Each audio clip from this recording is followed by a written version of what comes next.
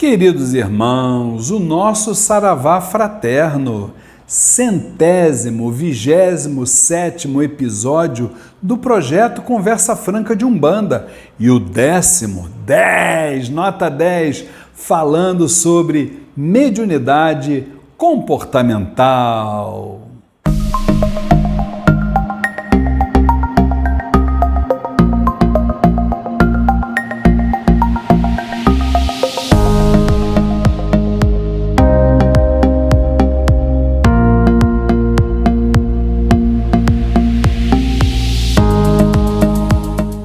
E hoje, como prometemos no vídeo passado, vamos continuar no mesmo tema, só que desta vez falando sobre a Umbanda e a relação interreligiosa. Como falamos, gente, nesse episódio passado do Conversa Franca de Umbanda, um dos maiores desafios da humanidade é a relação humana, E aí, vamos lá, vamos começar a refletir, Todas as religiões e filosofias têm, isso a gente precisa ter em mente, Tem a sua função dentro da espiritualidade, agora, sempre em conformidade com o momento, de cada um dos seus adeptos. A gente precisa entender que existe uma lei de afinidade, obviamente, E a gente vai bater na casa, na porta da religião, onde nós vamos ter ouvidos para ouvir ou não, mas naquele momento certo a mensagem toca o nosso coração. E essas religiões foram permitidas, vamos assim dizer, por Deus, porque elas eram necessárias para aqueles povos a quem esses credos foram revelados. Então a gente sabe, por exemplo, de vez em quando eu fico pensando nisso, já pararam para pensar a importância de todas as religiões para essa humanidade leiga, desconectada de um Deus, carente, doente, por que não dizer? Imagine o que seria esse planeta se não houvessem religiões para segurar o ser humano. E aí, meus irmãos, eu me lembro aqui, olha, por exemplo, vamos dar alguns exemplos. O Livro dos Mortos, do budismo tibetano, a Torá judaica, o Bhagavad Gita do hinduísmo, o Alcorão do islamismo, a própria Bíblia dos cristãos. Vamos lá, vamos propor uma reflexão. Se nós pudéssemos ler todas essas sagradas escrituras, das mais diferentes, religiões, filosofias, de uma forma geral, sob o olhar da essência, agora, sem interpretações tendenciosas, Que fique bem claro, Nós haveríamos de descobrir o quê? Que, no fundo, todas essas religiões e filosofias foram trazidas pelo astral superior e, em comum, um único propósito: colaborar para que a humanidade saia da ignorância para a sabedoria. Por outro lado, meus irmãos, as religiões de matrizes africanas, ou seja, as umbandas, os candomblés, têm sofrido nos últimos anos uma série de ataques, seja para os seus adeptos, seja para as próprias instituições, E esse é um tema que nós vamos trazer agora para o nosso diálogo. A gente não pode deixar de considerar que existe um racismo estrutural nesse país, E uma discriminação histórica, com certeza absoluta, E isso remonta ao período da escravização e que desde o Brasil colônia rotulam as nossas tradições pelo simples fato de serem de origem africana. E, na verdade, desde a revelação da Umbanda em 1908, a nossa religião convive com uma série de violências e preconceitos. Vocês querem ver só? No próprio momento, olha só, gente, no próprio momento em que chega a mensagem de anunciação da Umbanda, esse momento é marcado por um ato de discriminação. Lembram disso? Quer dizer, foi aquele momento que eles estavam dentro da Federação Espírita de Niterói, O Zélio Fernandino de Moraes incorpora, manifesta o Caboclo das Sete Encruzilhadas, E o médium que está ali controlando os trabalhos, né? Ele não permite, ele chama esse tipo de espírito atrasado, começa a cometer uma série de atitudes preconceituosas. Quer dizer, a Umbanda ela já chega como mensagem sendo vilipendiada. E aí nós temos violências, invasões, valores religiosos subtraídos. Tudo isso era uma constante durante aquele período do Estado Novo da Era Vargas. Porém, meus irmãos, mais ou menos da década de 80 para cá, acho que sim, 80, 90 por aí, né? Nós começamos a assistir uma série de atos, vejam bem, que receberam um suposto nome de intolerância religiosa, e aí com a nossa visão como uma espécie de uma fachada. Só que a partir daí, nós passamos a observar a ação de movimentos ditos neopentecostais, né?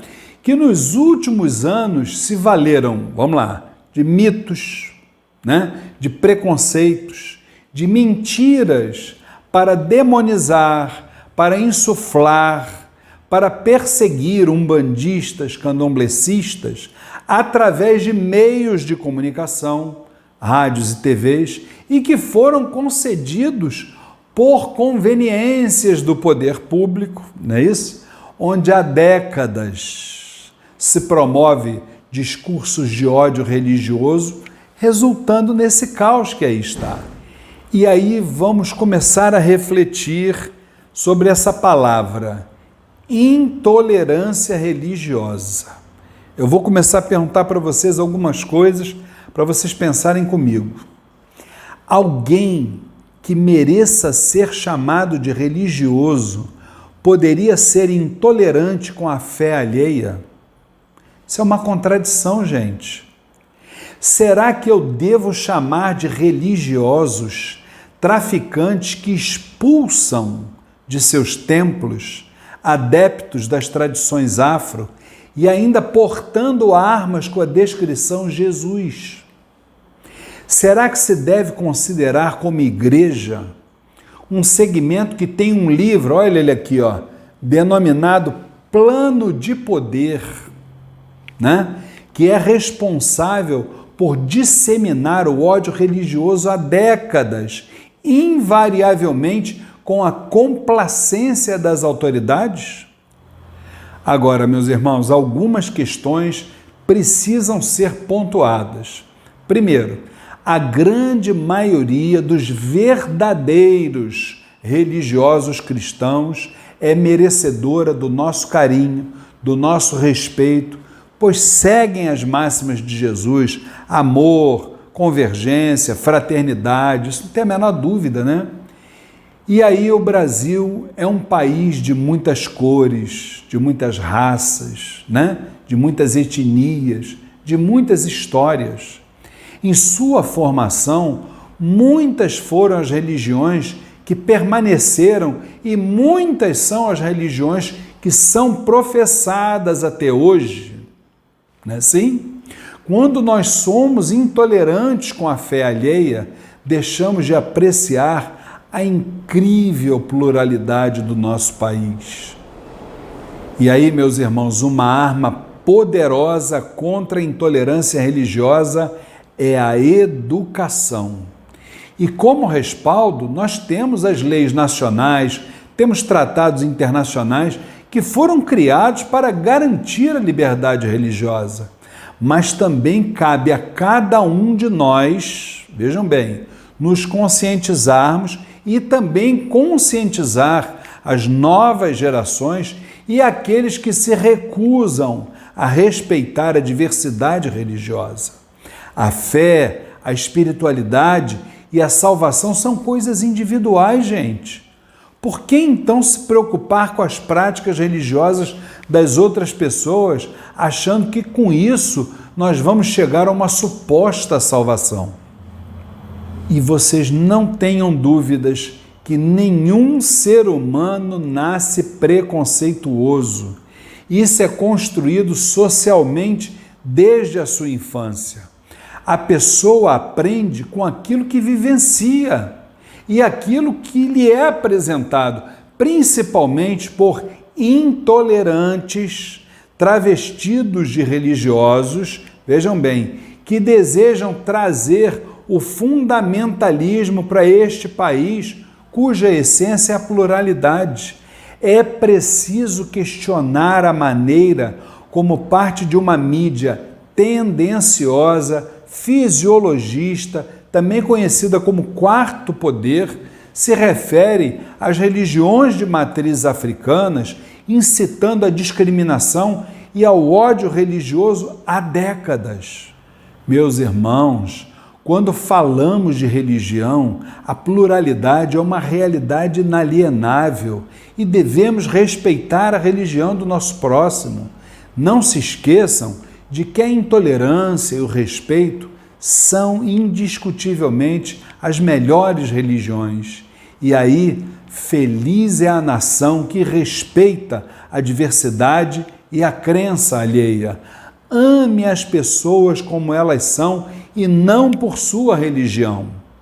Queridos irmãos, finalmente para terminarmos, esse vídeo em grande estilo, gostaria de lembrar que a resistência das religiões de matrizes africanas é o resultado de almas que nunca se conformaram com o preconceito, com a discriminação, mas lutam incansavelmente, superando os desafios, vendo além das tempestades um caminho de luz, um caminho de segurança. Essas almas crescem do tamanho de seus sonhos e veem nas dificuldades degraus para se alcançar as vitórias almejadas. Fiquem com Deus. Meus irmãos, se vocês gostam dos vídeos que são publicados neste canal do YouTube do Templo Estrela do Oriente, não se esqueçam, inscrevam-se no nosso canal. Depois, se você gostou do vídeo, não esqueça de dar o like e, por último, aperte aquele sininho, porque todas as vezes que tivermos um novo vídeo, você será avisado. Muito obrigado!